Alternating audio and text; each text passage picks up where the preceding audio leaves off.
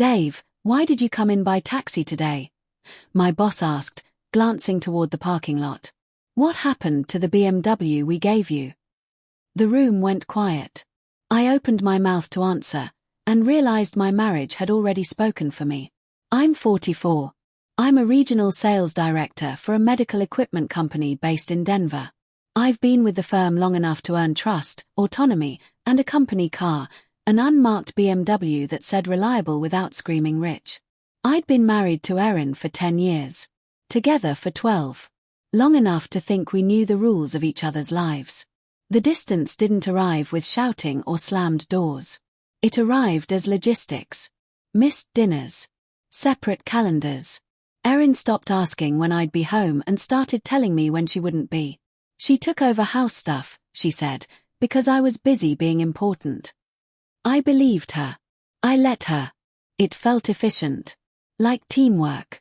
The BMW became part of that efficiency. She started using it occasionally. Errands, lunch with friends, a yoga class across town.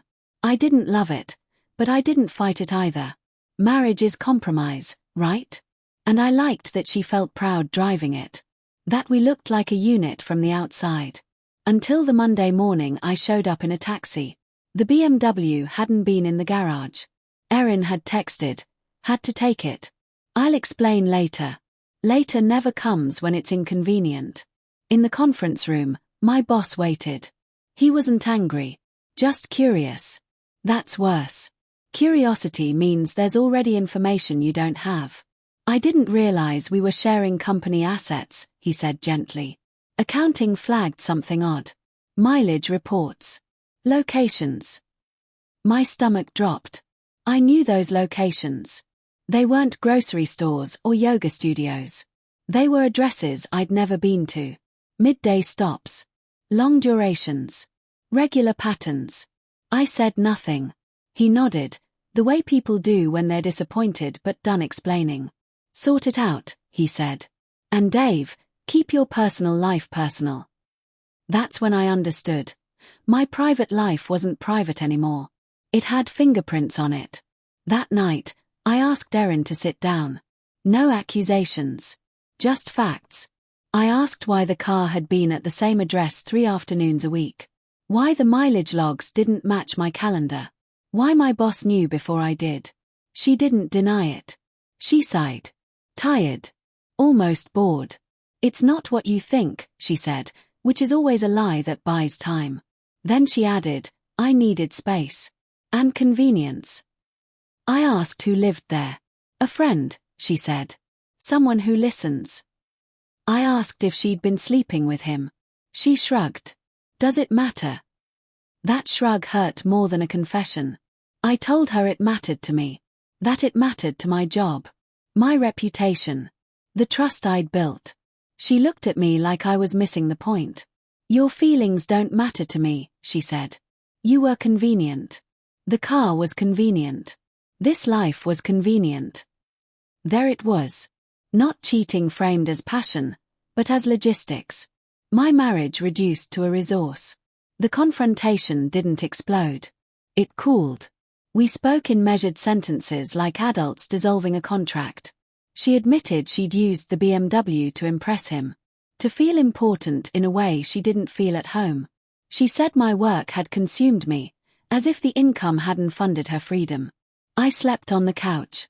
Not because she asked, because I couldn't lie next to someone who treated my life like a tool.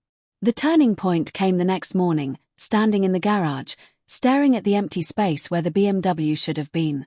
I realized how much of myself I'd outsourced. Decisions. Trust.